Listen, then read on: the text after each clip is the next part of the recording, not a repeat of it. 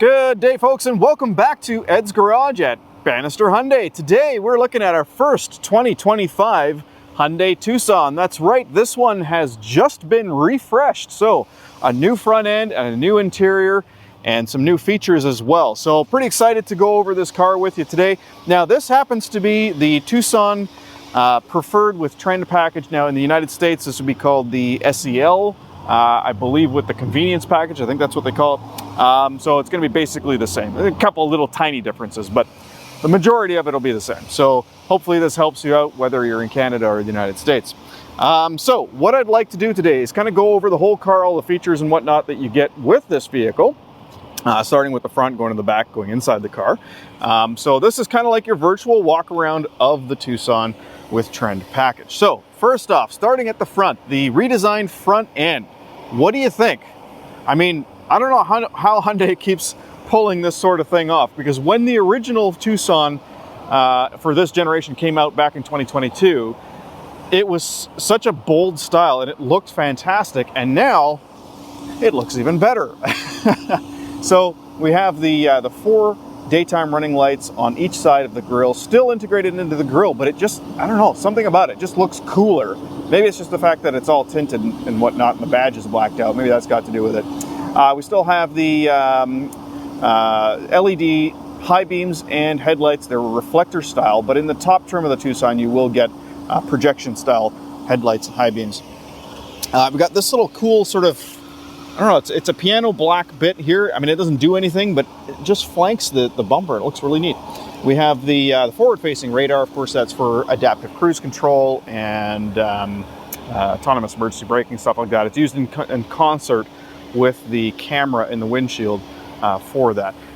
We have the air curtain pass-through here still, so good aerodynamic efficiency. That's kind of nice. But yeah, really nice looking front end. Now, if we look at the front windshield itself, where that camera is here, so that of course is going to be for your lane keep assist, pedestrian detection, junction turning detection, that sort of thing. And right above that, new for 2025 on this trim level, the sensor for the wipers. So it's now got automatic rain sensing wipers, which is a nice add. Now, as far as the front wheel, or the as far as the wheels go, the wheels definitely look a little bit different. These are 235/60 18-inch aluminum alloy wheels. Surrounded by the Nexen Rhodian tires. The tires are just kind of okay. They're an all-season mud and snow rated tire. The wheels, I would say, definitely do look a little bit better. I like how they kind of incorporated some black into, or some charcoal anyway, into those wheels, just to make them stand out a little bit more. As for the overall styling on the side, other than the wheels, I don't think you'd really be able to tell that this was a redesign, or not a redesign, but a refresh. It looks pretty much the same on the side. You still have the marker lights in the mirrors, still have, of course, the blind spot monitoring system. One thing that is a little bit different, though, so you'll notice there's no physical button here now. It is just a touch-sensitive button, because this vehicle now includes digital key. So that's where you can use your phone to unlock the doors and start the car. So that's kind of cool without the actual physical key with you. As far as the back of the vehicle, slightly different than the previous year. The lights are basically the same. I think it's just the rear fascia is a little bit different, but that's pretty much it. This is actually what the back of the 24 looks like. You can see, yes, definitely they changed the rear fascia, as well as the tail lights are a little tiny bit different. Not tail lights, sorry. The signal lights are a little bit different. They're still down at the bottom there. That does keep them below the fog line if it's foggy out. So say what you want about the low lights. A lot of people don't like them. They think that they're going to be harder to see from a distance, or from a truck or whatever. I've talked to truckers. They don't seem to mind it. They don't seem to have a problem with it. So I'm a little bit confused by the problems people have with those lights being low, especially when you consider that there's a lot of sedans that have their lights down that low anyway. So why would it make any difference? But anyway, in the back here, of course, we still have the smart power liftgate. So if I stand behind the vehicle for 4 seconds, liftgate opens up on its own. There it goes. Now, of course, if I didn't want it to open, I would just step away. Still the same amount of storage space in the back here, about just under 1,000 liters in the back behind the second row. And when you fold the second row down, almost 2,000 liters of space. And the nice thing about the second row, you can actually fold it down really easily just by pulling this handle here. There's also, of course, a 12-volt power outlet on the left-hand side here, and the floor has an adjustable height. So if you want, you can take the floor out and you can put it down, a little easier with two hands, there we go, down to its lower position. And yep, like I said, a little easier with two hands, there we go. So now we've got a little bit of extra height here, not much, because underneath the floor, of course, is that storage organizer, which of course houses the tire mobility kit and then just some extra storage space. Personally, I think there's a lot of wasted space here. I would take this out because you have a lot more space underneath the floor here with this out. If you really wanted to, you could fit a spare tire in here, but it doesn't come with a spare tire. The tire mobility kit actually costs Hyundai more. The reason they stopped adding the spare tire is because a lot of old folks, unfortunately, just simply can't change a tire, but they can use a pump. And to be honest, I would rather use a pump in most cases as well. If your tire blows, you probably had it inflated too high, so keep that in mind. Usually when a tire is flat, it's because it's got a nail in it or something, in which case this mobility kit would be a lot easier to use. Now, having said that, if you want to get really safe, obviously get yourself a spare tire, but keep your tire mobility kit in the vehicle as well. Now, keep in mind, Hyundai also provides you 5 years of roadside assistance anywhere in North America, both the United States and Canada. Regardless of where you are, there is a button on the headliner you can press if you need help with roadside assistance. So that's kind of cool. And that's free for the 5 years, regardless of how many kilometers you have on the vehicle as well. Now, if you haven't seen my other Tucson review videos, I am going to talk about everything on this Tucson. So note, huge amount of space underneath the tailgate, but the tailgate height is adjustable. So if you don't want it to open that far, you can change where it opens to, simply by adjusting it manually and then holding this button until it beeps twice. But for now, we're just going to press that button and close it, and we're going to look under the hood. All right, one thing I wish they did add, but they didn't, would be hood struts. So you do still have to put the little peg up to hold the hood up. But underneath, again, nothing else has changed here. This is still a 187-ish horsepower 4-cylinder engine. It is SmartStream though, so it's got dual injection technology, so it's got multi-port as well as direct injection, and it also has continuously variable valve duration for some better fuel efficiency and better power when needed. Note, everything is covered up very, very nicely. This vehicle is actually quite quiet on the road. There's a lot of insulation. If you compare this to other brands, have a look at how they kind of clean up the sides of the engine bay, how much space is around the engine. Hyundai actually has a lot of space around the engine, so maintenance is easy and fairly inexpensive. But yeah, overall, access to everything is easy. And check this out, if you want to replace your own air filter, you can do that right at home within about 30 seconds. Pretty simple. All right, having a look at the Hyundai badge key fob here, you'll notice there is remote start. So I'm going to go ahead and remote start the vehicle simply by holding this button here after pressing the lock twice. And there we go, car started. Now, one thing I love about the remote start in Hyundais is that when you get into the vehicle, you don't have to then press the start button again. But before we jump in the front seat, we're going to have a look at the back seat space. I have the front seat really far back right now, and I want to show you that there's still a reasonable amount of space in here, even with the front seat back all the way. So this is not where I would drive it. And you can see I've still got a little bit of room in front of my knees here. I can sit here quite comfortably, quite easily. But let's put everything in its proper configuration here. All right, now that I've got the front seat where I would drive it, check this out. At 6'2", I still have an entire hand's width in front of my knees. There's a lot of room here, but on top of that, the seat back is solid. So if you do have kids back here kicking the seat, you're not going to notice it as much. So a nice structure on the seat. Both of the seat backs actually have pockets. And then you've also got some vents back here. You got USB-C ports that are backlit, so they're visible at night. Lots of room underneath the seat to put your feet here if you're back here. And the armrests are all cushioned. So we've got a cushioned armrest on the door here, and as well a cushioned center cup holder armrest in the middle. But yeah, as far as the space, both front and back, Tucson is awesome. It's some of the best in class. This compared to the competition, you'll find that there's some amenities here that just simply don't exist in other cars. For instance, when we fold the seat down, they actually lock in at a 90 degree, or sorry, when you fold the seat down, they lock down, so you actually have to pull a little handle to release them. That way, if you go over bumps and whatnot, the seats aren't constantly bouncing around. And when they lock in at a 90-degree angle, that's a nice barrier that you can use for dogs in the back or whatever. But check this out. I can actually recline this. There are 13 different positions I can recline the seat in. Hyundai is actually one of the few companies that manufactures their own seats. As a matter of fact, they sell seats to other brands. So they do a really good job with the seats. Now, also back here, of course, we have the bit of panoramic sunroof, because we have one of the largest in class pano sunroofs. And that's thanks to Hyundai making their own steel. They can use a lot of advanced high-strength steel construction, which means they don't necessarily need as much steel for the structure, because advanced high-strength steel is significantly stronger than your typical mild steel. But enough about the back. Let's check out the front seat. So first off, passenger seat. Unfortunately, not a whole lot of movement on the passenger seat here. You've got the backrest and you've got the seat base where it is, but that's it in this trim level. For a power seat on this side, you need to go up to the top trim level, the Ultimate. As far as the seats themselves, they are a nice leatherette product.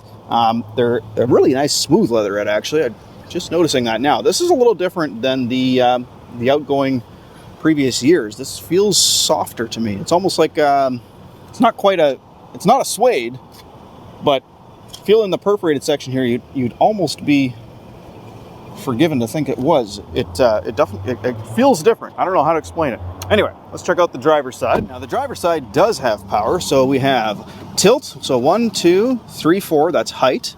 5, 6, 7, 8, 9, 10-way adjustable power driver's seat. So you can really get this comfortable. Lower back support, height adjustment, and tilt adjustment. So that's the seat. On the door here, we have, of course, controls for the windows and mirrors. Front windows are auto up, auto down. Now, the console has been completely, the dashboard that is, has been completely redone. Everything in here is different. So gone is all of that crazy black piano stuff that they had. Now there's just a little bit. So you got some piano black right around here. And then I guess, yeah, it's not really piano black on there. So they got rid of a lot of the piano black, which is nice. Steering wheel's a little bit different. So you got the 3-spoke steering wheel that we're seeing in other Hyundai models as well. And of course the dual 12-inch screen, which looks absolutely fantastic. All right, I've managed to find some shade because it's increasingly difficult to do a video like this in this enormous amount of sunshine that we've got going right now, which is awesome, but a little harder to videotape. So, but yeah, so what do you guys think about the redesigned dashboard? I think it's a huge step up. I'm actually glad that they got rid of the diffuse option for the vents, because diffuse would turn the automatic climate control off anyway. So I wasn't really a fan. I'm also glad they got rid of the shifter, the column shifter, or the console shifter, as well as the shifter buttons in the higher trim levels, and replaced it with the on steering wheel rotatable column shifter. This, honestly, once you're used to it, is way better than basically everything else that they had before. You might like the console shifter. I promise you this is better. Once you're used to it, you know, that other way is just barbaric. But what's nice about it is it opens up all of this extra storage space here.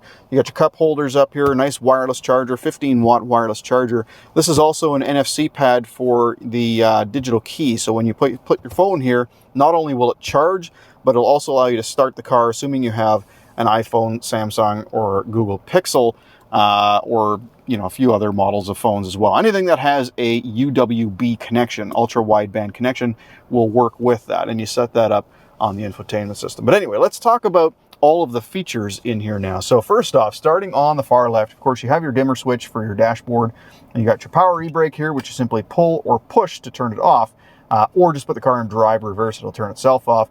You have the hold button here to open up the tailgate, traction and stability control there, automatic headlights, automatic high beams as well. I always put the headlights to the on position though, that way they've got tail lights on during the day as well. You have the one-touch turn signal, which means it'll flash a few times on its own. In higher trim levels, of course, you're going to have the blind view monitor come up in there, but not on this one. To put on the high beams, you push the stalk away from you, pull it towards you to turn them off. Pretty simple.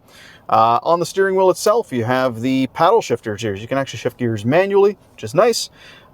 These buttons here, so this one, and this one, are all for the adaptive cruise control. So it's got the ability to maintain a distance between you and the car in front of you by itself. You can adjust that distance dynamically with this button right here. These two buttons here go through everything on this little center screen, so we'll do that real quick. So this top button will cycle along. You'll notice there's two little things at the bottom here, two little marks. I'm going to zoom in a little bit so you can see that a little bit better. But if I press that top button, yeah, I'm cycling between those two screens.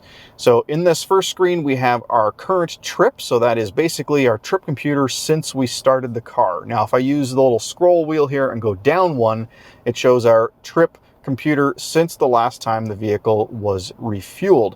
And if I go down one more, it's since the vehicle was reset. Now, keep in mind the fuel economy that's reading on there is going to be inaccurate because this vehicle only has 22 kilometers on it. So if we want to reset this now, all I got to do is just hold this little scroll wheel down, and that will reset that screen. There we go, reset back to factory.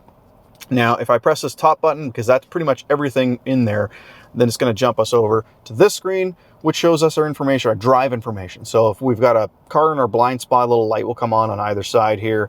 If there's a car in front of you, it'll show up in there, etc. So it just kind of shows you visually what's kind of going on around you. Now, if you can see that, that means your eyeballs work. Just look out the front windshield. It works just as well. Anyway, this button right here is for your lane centering. So not to be confused with lane keep assist. They're similar but different. Lane centering will keep you in the center of the lane. It'll do its best anyway. And when you turn that on, you'll notice there's going to be a little icon right here, a little steering wheel. When that goes green, that means that lane centering is functional.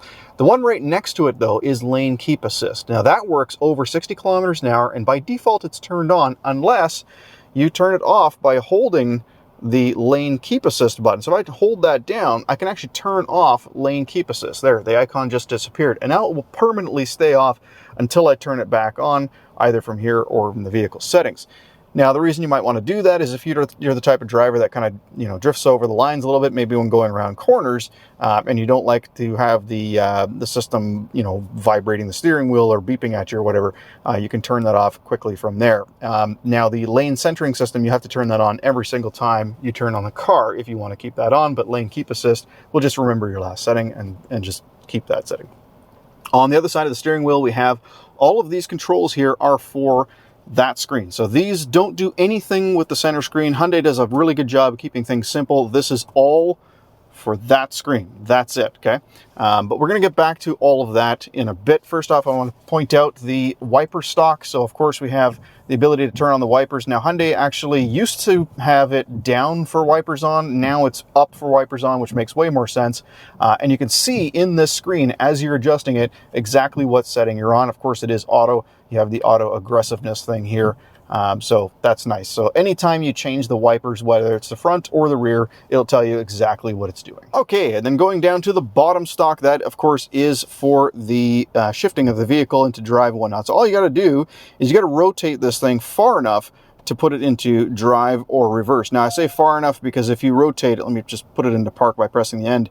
If you rotate it a little bit, it goes into neutral. So if I go in a sort of a halfway, now we're in neutral. So keep that in mind. If you want to put the car in neutral, that's how you do it.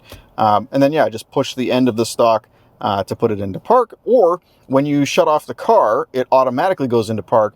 Or if you take your seatbelt off and open up the driver's door, it again automatically goes into park. Very, very smart engineering there, which is nice. And keep in mind also, if you have the e-brake on, it'll turn the e-brake off automatically. All right, let's go over these buttons here. So mode is where music comes from. So if you were to press that the first time, it allows you to choose the different sources of music that you're going to listen to. And you don't actually have to choose everything. If you want, you can just have it on AM, FM, and then pressing that mode button will cycle between AM, FM. Like this, it'll cycle through all the different sources. So as I press that button, you'll notice here on the right side, it's kind of cycling through the different sources of audio now. Obviously, Bluetooth is not connected, so nothing's going to happen. Now, this one underneath is for next preset or previous preset. Of course, they call it favorites now. So if I go into the radio here, let's just open up the radio screen. And I go to, I just screwed up. Let's go back into the radio screen here. If I go into favorites, if I have favorites, basically using this little button, it'll cycle between the different favorites. So let me add a couple of favorites in here. Sorry about the noise. Let's do this here. Let's add a couple of FM ones, and then we'll add a couple of Sirius XM. Now, if I go to favorites, you can see they're all in this same list, and then using that button, I can cycle through the different favorites that are in there. So that's how that works.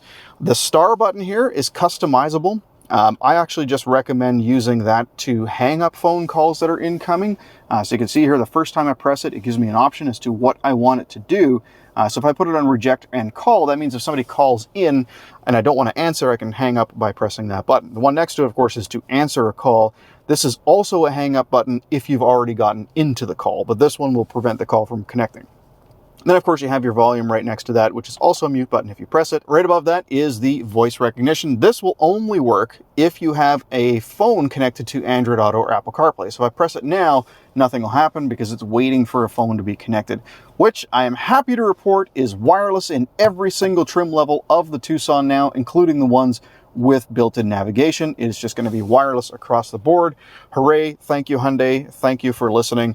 They finally got that sorted out, even though it did take 5 years. Okay, so the steering wheel itself is leather wrapped, and that actually is surrounding the Hyundai badge here. Now, it's just 4 dots, but if you didn't already know this, I think I might have been the first person to mention this years ago. This actually means H. So 4 dots in Morse code is the letter H. So that's still the Hyundai badge. So that's pretty cool. Okay, looking at the center console now, we have console storage here, which is about the same size as the old one. Nothing's really changed there. A little spot here, which again, some piano black, unfortunately, but whatever. You can kind of drop the key there or what have you. Wireless charger. Now, there is wireless charger lights that come on right here. So it's 3 lights that kind of flash as it's charging.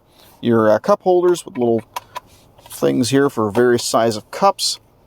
Then we have some buttons here. Now, these buttons are mainly for how the vehicle drives, but then there's one for the rear camera, which I'll show you in a moment. But first off, we have the drive terrain selector. So if you're wanting to put the vehicle into snow mode, for instance, you would first press this button to switch it into terrain mode. And you can see the color changes there. But yeah, you got orange just to indicate which one it's on.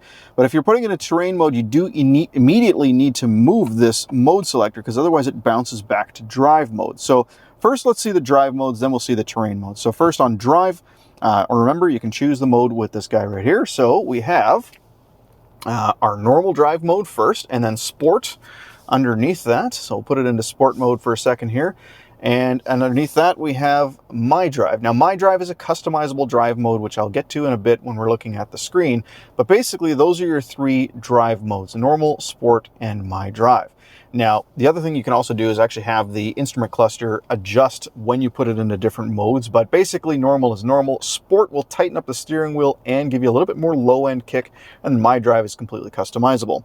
Now, if I hit the terrain, the drive terrain button, you'll notice it jumps over to terrain modes here. And then I immediately need to move that selector down to snow, mud, or sand. Snow mode is basically going to lock your center differential and make the traction stability control a little bit more aggressive. It also slows the initial acceleration of the vehicle. It's kind of starting up in second gear. Mud and sand mode also do various different things with the all-wheel drive system. Mud mode, for instance, enables downhill brake control. But basically, the idea behind these modes is that it makes it a little bit more capable in those situations. Now, looking back at this console here, right next to those buttons, we have auto hold, which stops the vehicle from moving when you take your foot off the brake. That's all it does. The auto start stop button here turns off auto start stop. So that's where you come to a stop and the engine shuts off until you let go of the brake or raise the brake. You can turn it off, but I find that most people don't even realize it's there. So try it with it on, and if you don't like it, turn it off. But keep in mind, for government regulations actually require this to come back on when you shut the car off, turn it back on. So this will never stay off. It'll only be off for that driving cycle. This is your hill descent assist, so up to 40 kilometers an hour. When you let go of the brake, basically, if this is turned on, the vehicle will maintain whatever descent speed you've chosen. It'll keep that descent speed until you press the gas or the brake again. Only works up to 40 kilometers an hour. And then this one here turns on the backup camera. So let's have a look at the backup camera. So we press that button. Now, of course, we could just put it into reverse, but this turns on the backup camera as well. You'll notice the quality is phenomenal. It's actually gotten better. Look at the resolution there. Those cars are, a good 20 feet behind us, and I can almost make out the license plates. Like, it's really, really good quality. You could just see in the grain of the pavement there. And notice the smoothness of the dynamic steering lines. They're not jittery. They actually move very smoothly with the steering wheel. So not only is it high resolution screen, but even the frames per second on that is really, really high. Now, if I hit this button here, I can change the view. So straight down over the bumper, you can still see the bumper a little bit there. And I still have that dynamic steering line. If I press it again and hit this one, it just kind of goes fully widescreen. So you can kind of replace the entire screen with backup camera. And then, of course, that button is just the backup camera with the dynamic steering lines. And then the setup button here for that is just allowing you to change some of the settings. Extend rear view monitor just means that when you put the vehicle back into drive, the rear view camera will stay on for a bit. I hate that. I always turn it off. Rear view parking guidelines is whether or not you want those dynamic steering lines to show up in the image. Okay, that last spot there obviously is not used in this car. It's just a dead button or a dummy button. So right above all of that, we have a bunch of storage space here. It's just an extra place to put things. This one here is rubberized. Actually, they're both rubberized. Weird, they just have two different textures for whatever reason. This does come out as well, and I believe, oh, this is all one piece. Yeah, you can actually pull this whole thing out if you need to clean it, but it is all rubberized, which is nice. Right above that, we have a USB port here, so two USB-C ports. This one here currently is orange because it means that if you plug something in, it's going to communicate with the infotainment system. But if you press this button, now it switches to the same color because now it's just a charging port. It doesn't communicate with the screen anymore. So that's kind of neat. So that's what this is, switches it between those two modes. This one is just for charging tablets, phones, whatever. And then we have our 12-volt port there with the very, very heavily engineered little cover. That's kind of neat. Okay, we'll talk about that in a moment. So we have our glove box over here, which hasn't really changed much. It's a reasonable size. It's lit up as well. Right above that, we have a little spot here that you can like put phones or whatever. Interestingly, though, I mean, this is kind of a fabric-y material. It looks really nice, but it's quite slippery. I kind of wish they'd put some sort of rubberized thing there because if you do have something there, it's going to fly around. I mean, this is more rubbery than this, but whatever, it's fine. Above that, we have the new dash, of course, some possibly real stitching. I can't tell if that's fake or it looks real, so I guess that's the important thing, and that kind of carries over the door as well. Some piano black on the door, and then the door armrest basically the same with bottle holders down there in the bottom as well. This one doesn't have an advanced audio system or whatever. You have to spend more money to get that. The rear view camera, just manual. And then in front of that, of course, you have your SOS button for calling for emergencies, and then the tow truck button here to call for roadside assistance. You have the button for lights on when the doors are open, lights on all the time, and then, of course, our controls for our sunroof, which, again, is immense. And I can control just the sunshade. I can stop it along the way if I just press the button a second time. If I push the button backwards all the way, it'll control the sunshade and the glass. You can see the glass open up now. It doesn't open up any further than the old one. It's still the same. I'm going to go ahead and close everything here because that blocks out some of the sun. And then, of course, you have individual map lights you can enable, disable. Both of the visors slide out. They both have mirrors and they both have lights, so that's good. All right. Now, let's talk about the climate control system.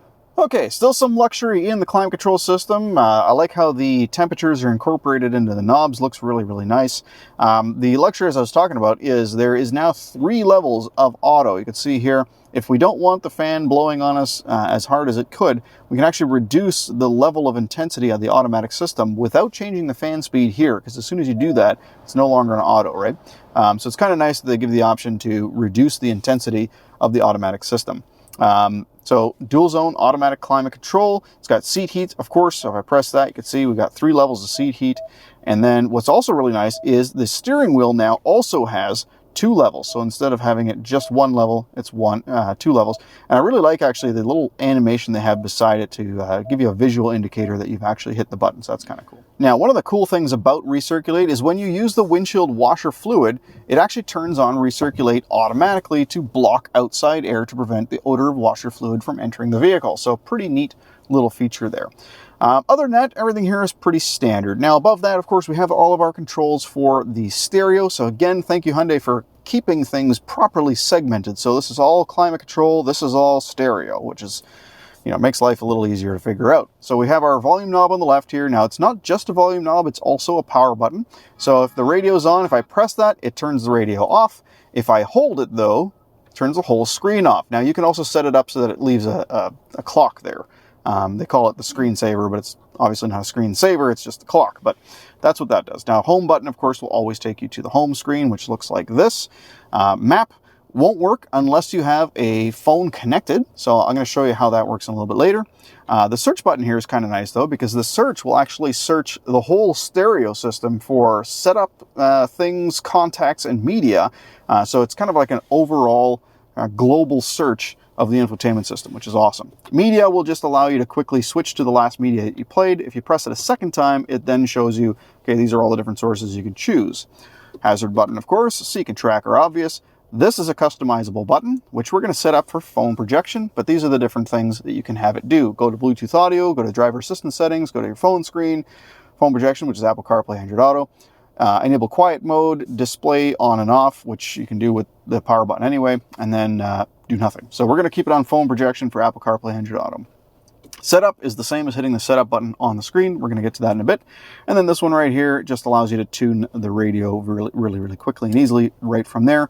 And there's also a tiny little hidden button right here. That is actually a reset button. So if for whatever reason the screen glitches out on you, you can press that little button to kind of reset the infotainment system. All right, so before I really get into the screen here, I completely forgot to talk about BlueLink. Kind of glossed over some of the features there, but so those buttons along the top there, they work with BlueLink. BlueLink is Hyundai's telematics system, and it's free in Canada for 3 years.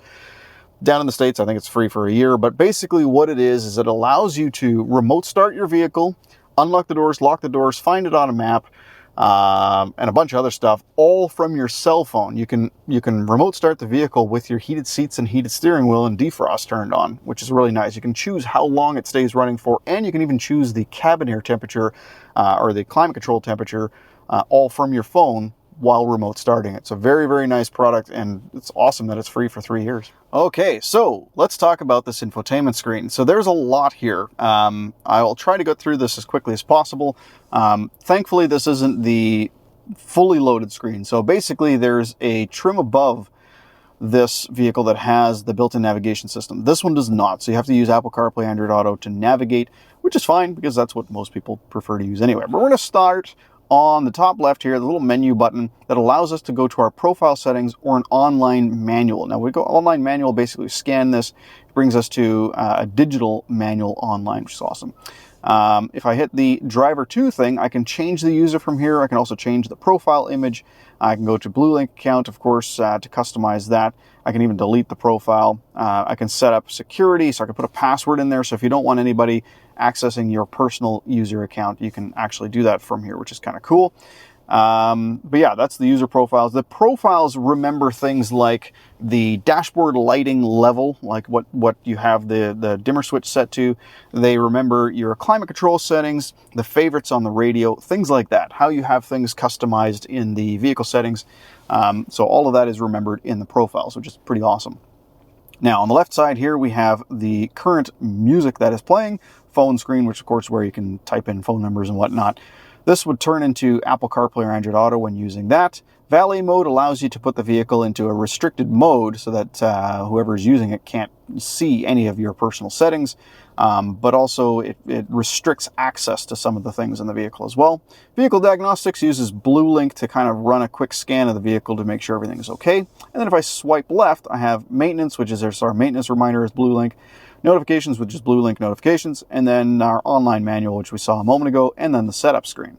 Now, I'm going to quickly hook up my phone to the phone projection here so you can see what that looks like. Okay, so now from the home screen, now that I've connected up Android Auto wirelessly, and I'm actually using the phone to do this video, which is pretty cool that I'm able to do both.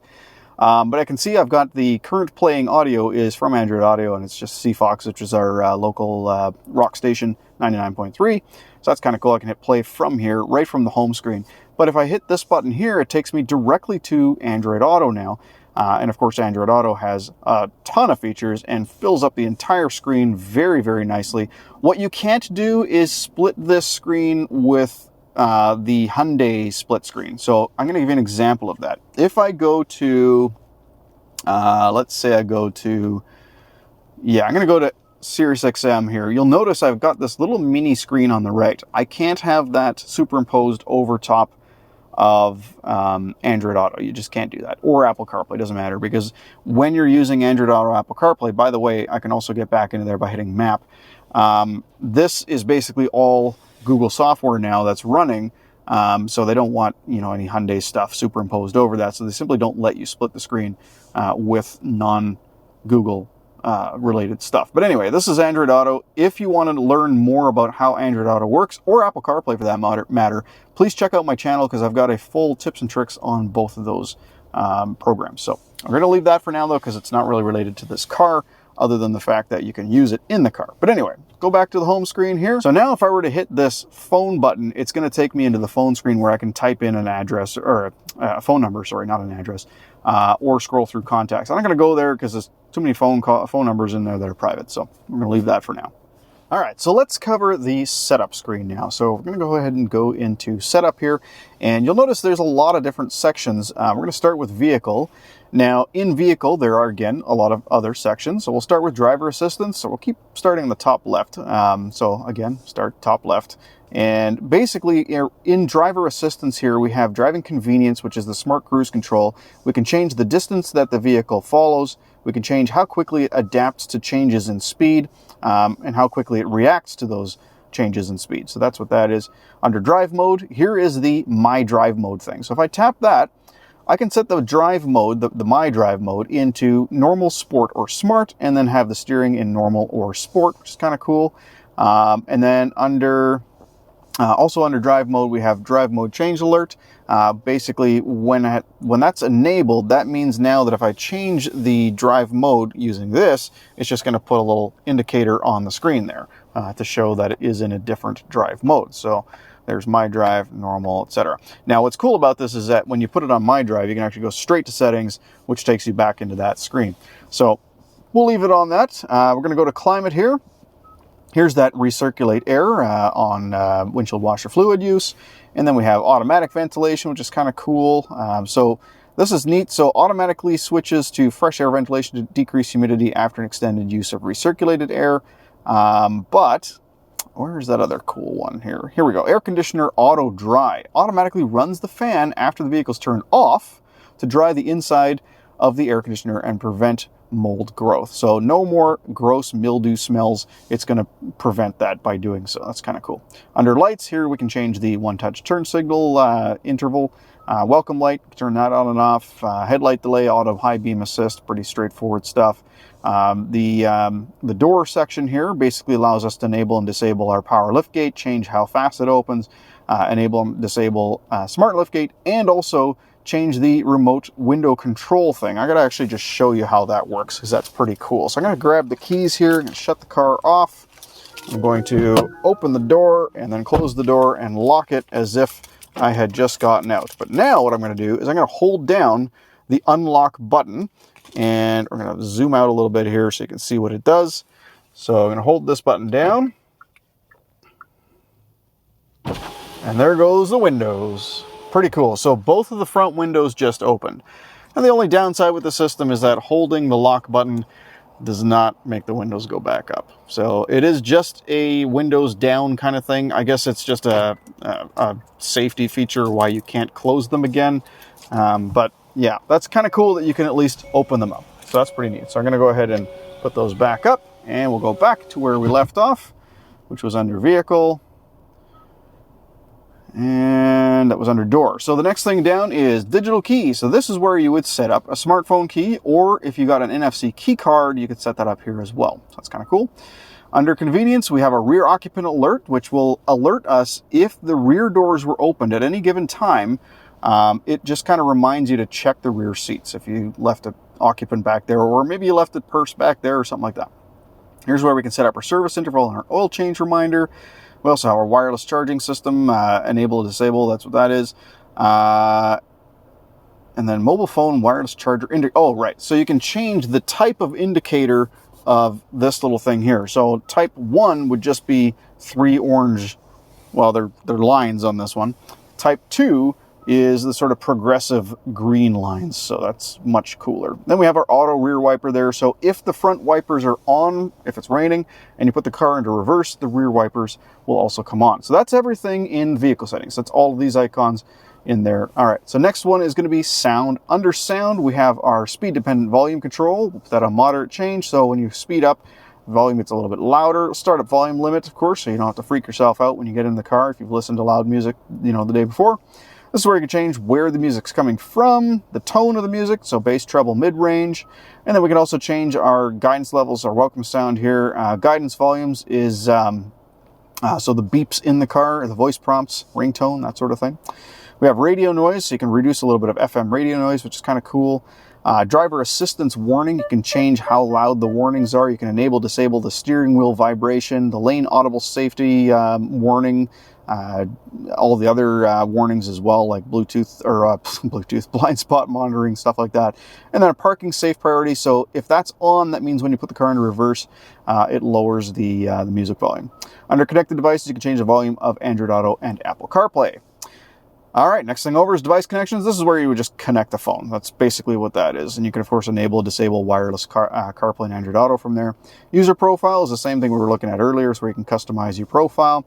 Screen layout is where you can change the instrument cluster a little bit, for one. So right now it's on simple. If I change it to classic, we actually have our analog speedometer, which is kind of cool. I think that looks really nice, actually.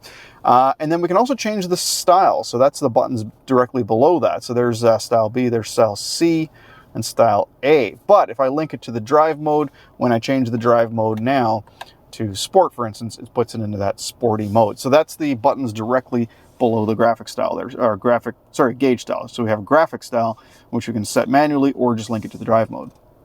Under screensaver, here's where we can actually turn on a clock. So now if I shut this off, it's got the clock, okay? And that clock is customizable as well. That's one thing Hyundai does really well. Everything is customizable. There's so many buttons, so many things that you can change, but you don't actually have to, right? So it gives you the option, or you can just leave it, and it's simple to use. Split screen allows you to enable, disable the compass as part of the little mini window that came up. There's not a lot in there, so not really any reason to go over that. So that was screen layout. Under display, here's where you can adjust the brightness. Now you can do that from the dimmer switch as well, as I showed you earlier. Camera settings we've already been in. Blue light filter is pretty cool. So let's enable the blue light filter so that when it gets dark out, it's going to automatically reduce the blue light coming out of the screen to reduce eye fatigue.